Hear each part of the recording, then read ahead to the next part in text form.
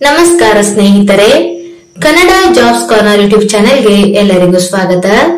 Karnataka police ಇಲಾಖೆಯಲ್ಲಿ ತಾಂತ್ರಿಕ ಹುದ್ದೆಗಳ ನೇಮಕಾತಿಗೆ ಸಂಬಂಧಪಟ್ಟಂತೆ ಅರ್ಜಿಗಳನ್ನು ಆಹ್ವಾನಿಸಲಾಗಿರುವಂತದ್ದು.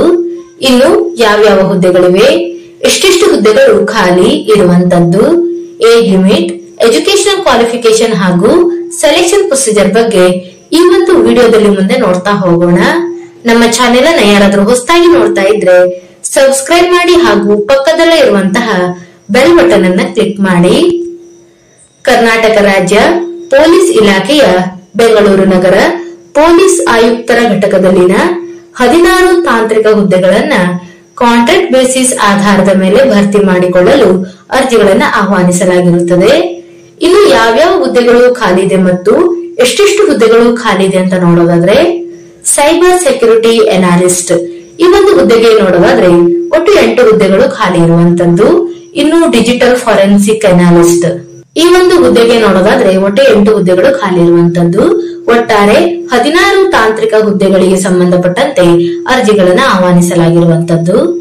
ಇನ್ನು ಈ ಒಂದು ಹುದ್ದೆಗಳಿಗೆ ಅರ್ಜಿ ಸಲ್ಲಿಸಲು ಪ್ರಾರಂಭ ದಿನಾಂಕವನ್ನ ನೋಡೋದಾದ್ರೆ ಮೇ 20ರಿಂದ ಮೇ 31ರವರೆಗೂ ಸಹ ಅಭ್ಯರ್ಥಿಗಳಿಗೆ ಅರ್ಜಿ ಸಲ್ಲಿಸಲು ಅವಕಾಶ ಇರುವಂತದ್ದು. ಇನ್ನು ಅರ್ಜಿಯನ್ನು ಸಲ್ಲಿಸುವಂತಹ ವಿಧಾನವನ್ನು ನೋಡೋದಾದ್ರೆ ಅಭ್ಯರ್ಥಿಗಳು ಆಫ್ಲೈನ್ ಹಾಗೂ ಮೇಲ್ ಮುಖಾಂತರ ಅರ್ಜಿಯನ್ನು ಕಳುಹಿಸಬಹುದು. ಇನ್ನು ಆಫ್ಲೈನ್ ಮೂಲಕ ಅರ್ಜಿಯನ್ನು ಸಲ್ಲಿಸುವಂತಹ ಅಭ್ಯರ್ಥಿಗಳು ಸದರಿ ವೆಬ್ಸೈಟ್ಗಳ ಮುಖಾಂತರ ವಿವರಗಳನ್ನು ಪಡೆದು ಅರ್ಜಿಗಳನ್ನು ಭರ್ತಿ ಮಾಡಿ ಅದರ ಜೊತೆಗೆ ಸಂಬಂಧಪಟ್ಟಂತಹ ಎಲ್ಲಾ ದಾಖಲಾತಿಗಳನ್ನ ಲಗತ್ತಿಸಿ ಪೋಸ್ಟಲ್ ಮುಖಾಂತರ ಕಳುಹಿಸಬಹುದಾಗಿರುವಂತದ್ದು. ಇನ್ನು ಪೋಸ್ಟಲ್ ಮುಖಾಂತರ ಕಳಿಸುವಂತ ವಿಳಾಸವನ್ನ ನೋಡೋದಾದ್ರೆ ನಂಬರ್ 1 ಇನ್ಫ್ರೆಂಟಿ ರಸ್ತೆ, ಪೊಲೀಸ್ ಆಯುಕ್ತರ ಕಚೇರಿ, ಬೆಂಗಳೂರು 560001 ಈ ಒಂದು ವಿಳಾಸಕ್ಕೆ ಅಭ್ಯರ್ಥಿಗಳು ಕಳುಹಿಸಬಹುದಾಗಿರುವಂತದ್ದು. ಇನ್ನು ಅಭ್ಯರ್ಥಿಗಳು ಮೇಲ್ ಮುಖಾಂತರ ಸಹ ಅರ್ಜಿಯನ್ನು ಕಳುಹಿಸಬಹುದಾಗಿರುವಂತದ್ದು. ಡಿಸಿಪಿ ಅಡ್ಮಿನ್ bcp@ksp.gov.in ಈ ಒಂದು ಮೇಲ್ ಮುಖಾಂತರ ಅಭ್ಯರ್ಥಿಗಳು ಅರ್ಜಿಯನ್ನು ಕಳುಹಿಸಬಹುದಾಗಿರುವಂತದ್ದು. ಇನ್ನು ಈ ಹುದ್ದೆಗಳಿಗೆ ಸಂಬಂಧಪಟ್ಟಂತೆ ವೇತನ ಶ್ರೇಣಿಯನ್ನ ನೋಡೋದಾದ್ರೆ ಮೊದಲನೇದಾಗಿ ಸೈಬರ್ ಸೆಕ್ಯೂರಿಟಿ ಅನಾಲಿಸ್ಟ್ ಈ ಒಂದು ಹುದ್ದೆಗೆ ನೋಡೋದಾದ್ರೆ ಪರ್ ಮಂತ್ 75,000 ಸ್ಯಾಲರಿಯನ್ನು ನೀಡಲಾಗುವಂತದ್ದು. ಇನ್ನು ಎರಡನೇದಾಗಿ ಡಿಜಿಟಲ್ ಫಾರೆನ್ಸಿಕ್ ಅನಾಲಿಸ್ಟ್ ಈ ಒಂದು ಹುದ್ದೆಗೆ ನೋಡೋದಾದ್ರೆ ಪರ್ ಮಂತ್ 50,000 ಸ್ಯಾಲರಿಯನ್ನು ನೀಡಲಾಗುವಂತದ್ದು.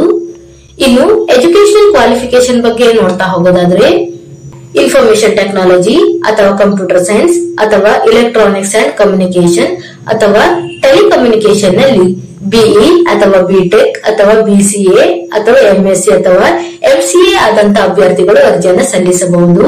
ಇನ್ನು ಎರಡನೇದಾಗಿ ಡಿಜಿಟಲ್ ಫಾರೆನ್ಸಿಕ್ ಅನಾಲಿಸ್ಟ್ ಈ ಒಂದು ಹುದ್ದೆಗೆ ನೋಡೋದಾದ್ರೆ ಇನ್ಫಾರ್ಮೇಶನ್ ಟೆಕ್ನಾಲಜಿ ಅಥವಾ ಕಂಪ್ಯೂಟರ್ ಸೈನ್ಸ್ ಅಥವಾ ಎಲೆಕ್ಟ್ರಾನಿಕ್ಸ್ ಅಂಡ್ ಕಮ್ಯುನಿಕೇಶನ್ ಅಥವಾ ಟೆಲಿಕಮ್ಯುನಿಕೇಶನ್ ನಲ್ಲಿ ಬಿಇ ಅಥವಾ ಬಿಟೆಕ್ ಅಥವಾ ಬಿಸಿಎ ಅಥವಾ ಎಂಸಿಎ ಅಥವಾ ಎಂಎಸ್ಸಿ ಆದಂತಹ ಅಭ್ಯರ್ಥಿಗಳು ಈ ಒಂದು ಹುದ್ದೆಗಳಿಗೆ ಅರ್ಜಿಯನ್ನು ಸಲ್ಲಿಸಬಹುದಾಗಿರುತ್ತದೆ.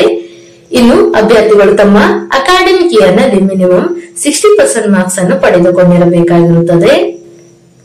ಇನ್ನು ಏಜ್ ಲಿಮಿಟ್ ಬಗ್ಗೆ ನೋಡ್ತಾ ಹೋಗೋದಾದ್ರೆ 25ರಿಂದ ಗರಿಷ್ಠ 35 ವರ್ಷದ ಒಳಗಿನ ಎಲ್ಲ ಅಭ್ಯರ್ಥಿಗಳು ಈ ಒಂದು ಹುದ್ದೆಗಳಿಗೆ ಅರ್ಜಿಯನ್ನು ಸಲ್ಲಿಸಬಹುದು. ಇನ್ನು ಈ ಹುದ್ದೆಗಳಿಗೆ ಸಂಬಂಧಪಟ್ಟಂತೆ ಡಿಸೈರ್ಡ್ ಸರ್ಟಿಫಿಕೇಶನ್ಸ್ ಬಗ್ಗೆಯೂ ಸಹ ಒಂದು ನೋಟಿಫಿಕೇಶನ್ ನಲ್ಲಿ ಮಾಹಿತಿಯನ್ನು ನೀಡಿರುವಂತದ್ದು. ಇದರ ಜೊತೆಗೆ ಜಾಬ್ ಪ್ರೊಫೈಲ್ ಬಗ್ಗೆಯೂ ಸಹ ಮಾಹಿತಿಯನ್ನ ನೀಡಲಾಗಿದೆ. ಆಯ್ಕೆಯಾದಂತಹ ಅಭ್ಯರ್ಥಿಗಳಿಗೆ ರೆಸ್ಪಾನ್ಸಿಬಿಲಿಟಿ ಮತ್ತು ಸ್ಕಿಲ್ ಗಳ ಬಗ್ಗೆಯೂ ಸಹ ಒಂದು ಮಾಹಿತಿಯನ್ನ ನೀಡಲಾಗಿರುವಂತದ್ದು. ಇನ್ನು ಈ ಒಂದು ಹುದ್ದೆಗೆ ಸಂಬಂಧಪಟ್ಟಂತೆ ಇರುವಂತಹ ಷರತ್ತು ಮತ್ತು ನಿಬಂಧನೆಗಳನ್ನ ನೋಡೋದಾದ್ರೆ ಈ ಒಂದು ಹುದ್ದೆಯು ಗುತ್ತಿಗೆ ಆಧಾರದ ಹುದ್ದೆಯಾಗಿದ್ದು 11 ತಿಂಗಳವರೆಗೆ ಹುದ್ದೆಯ ಅವಧಿಯು ಇರುವಂತದ್ದು ಮತ್ತು ಇದು ತಾತ್ಕಾಲಿಕ ಹುದ್ದೆಯಾಗಿರುತ್ತದೆ. ಇನ್ನು ಆಯ್ಕೆಯಾದಂತಹ ಅಭ್ಯರ್ಥಿಗಳಿಂದ ಆದೇಶವನ್ನ ಸ್ವೀಕರಿಸಿದ ದಿನಾಂಕದಿಂದ 7 ದಿನಗಳ ಒಳಗೆ 100 ರೂಪಾಯಿಯ ಬಾಂಡ್ ಪೇಪರ್ ನಲ್ಲಿ ಹುದ್ದೆಗಳಿಗೆ ಸಂಬಂಧಪಟ್ಟಂತೆ ಅಗ್ರಿಮೆಂಟ್ ಅನ್ನು ಸಹ ಮಾಡಿಸಿಕೊಳ್ಳಲಾಗುವಂತದ್ದು. ಇದರ ಬಗ್ಗೆಯೂ ಸಹ ಒಂದು ನೋಟಿಫಿಕೇಶನ್ ನಲ್ಲಿ ಮಾಹಿತಿಯನ್ನ ನೀಡಿರುವಂತದ್ದು. ಆಸಕ್ತ ಮತ್ತು ಅರ್ಹ ಅಭ್ಯರ್ಥಿಗಳು ಈ ಒಂದು ಹುದ್ದೆಗಳಿಗೆ ಅರ್ಜಿಯನ್ನು ಸಲ್ಲಿಸಬಹುದಾಗಿರುವಂತದ್ದು. ಈ ಒಂದು ವಿಡಿಯೋ ನಿಮಗೆ ಇಷ್ಟವಾಗಿದ್ದಲ್ಲಿ ಒಂದು ಲೈಕ್ ಮಾಡಿ, ಶೇರ್ ಮಾಡಿ ಹಾಗೂ ಸಬ್ಸ್ಕ್ರೈಬ್ ಮಾಡಿ. ಪಕ್ಕದಲ್ಲೇ ಇರುವಂತಹ ಬೆಲ್ ಬಟನ್ ಅನ್ನು ಕ್ಲಿಕ್ ಮಾಡಿ.